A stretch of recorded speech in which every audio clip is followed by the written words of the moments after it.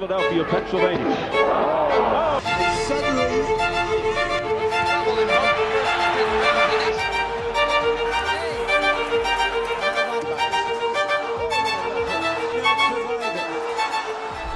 It comes from below where you can't see it. By the time you feel it, you're already falling. This is when one uppercut changed everything. The most devastating vertical strikes in boxing history. The uppercut is boxing's secret weapon. It travels the shortest distance but delivers the most destruction.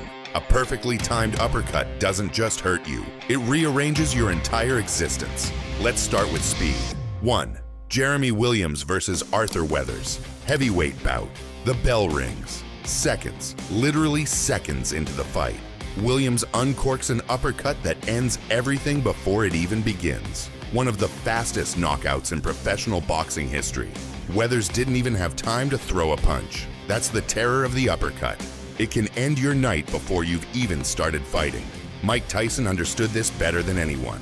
1. Tyson faces Marvis Frazier, son of the legendary Smokin' Joe.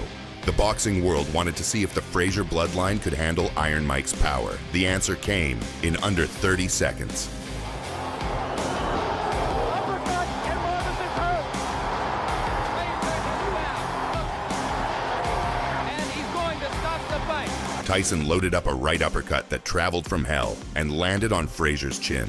Lights out. Career altered. Bloodline humbled. It was the fastest knockout of Tyson's career at that point. And the way he walked over to check on Frazier afterward, even Tyson looked surprised at his own violence. But Tyson's uppercuts weren't just about ending fights quickly. Sometimes they set up complete destruction. Against Jesse Ferguson, Tyson was dragged into unfamiliar territory, past the 5th round for the first time in his career.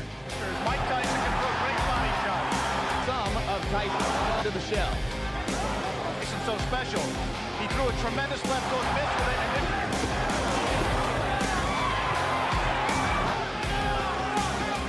we'll be back.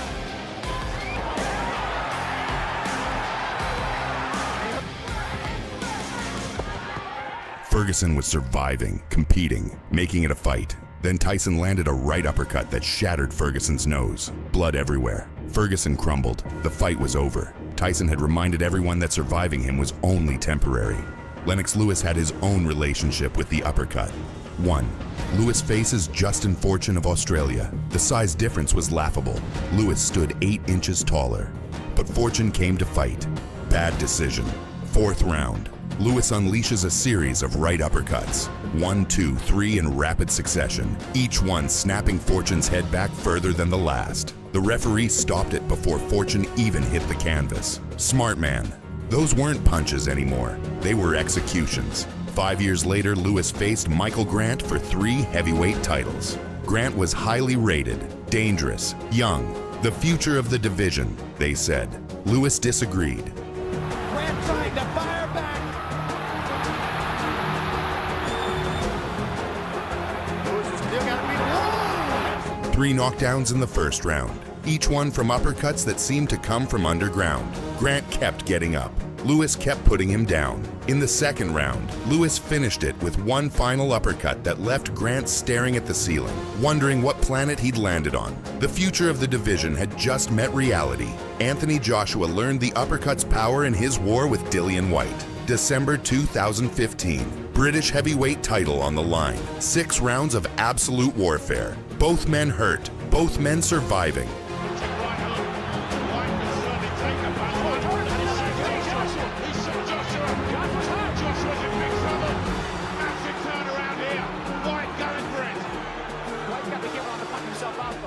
Then came the 7th round. Joshua landed an uppercut that Whyte's leg simply couldn't handle. Down he went. The referee stopped it while Whyte was still trying to figure out which way was up.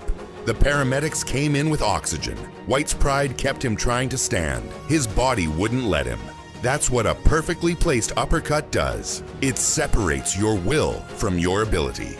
Roy Jones Jr. turned the uppercut into art. After being controversially disqualified against Montel Griffin in their first fight, Jones wanted revenge. He didn't want a decision.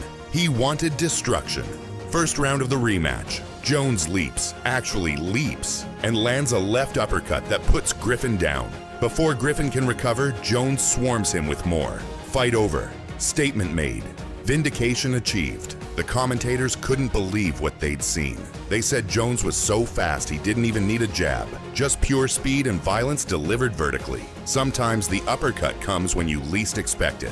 Edison Miranda was showboating against Lucian Butte in 2010. Dancing, taunting, asking, "Is that all you got?" Butte answered with a short uppercut inside that dropped Miranda instantly. Turns out he had more. The wobble Miranda showed getting up convinced the referee to stop the fight. Showboating had turned into a knockout loss. Nonito Donaire made the uppercut his signature weapon.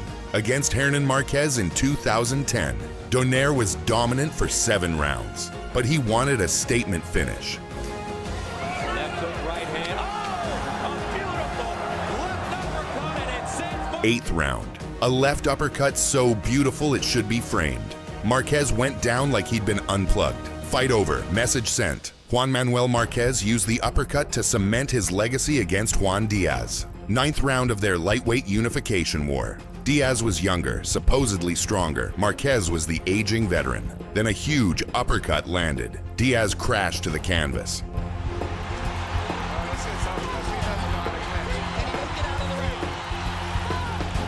He got up somehow, but Marquez went to the body, set up the finish, and ended the young fighter's night. The commentators said it perfectly. What you just saw was a really good young fighter knocked out by a great old fighter.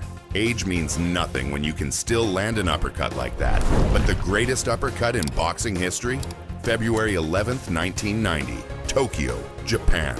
Mike Tyson, undefeated, unstoppable, terrifying, faces Buster Douglas, a massive underdog that Vegas wouldn't even put odds on. Tyson knocked Douglas down in the 8th round. It looked like business as usual. Then came the 10th. Douglas loaded up an uppercut that traveled from somewhere near his ankles. It landed flush on Tyson's chin. Iron Mike went down. The man who had terrorized heavyweight boxing. The youngest champion in history. The most feared puncher on the planet. He was on the canvas, searching for his mouthpiece, trying to remember how to stand. He couldn't beat the count. The greatest upset in boxing history. Delivered by one perfect uppercut. The commentator said it best. This makes Cinderella look like a sad story. One punch, from below, where you never see it coming. That's the uppercut's power. It doesn't just end fights, it changes history.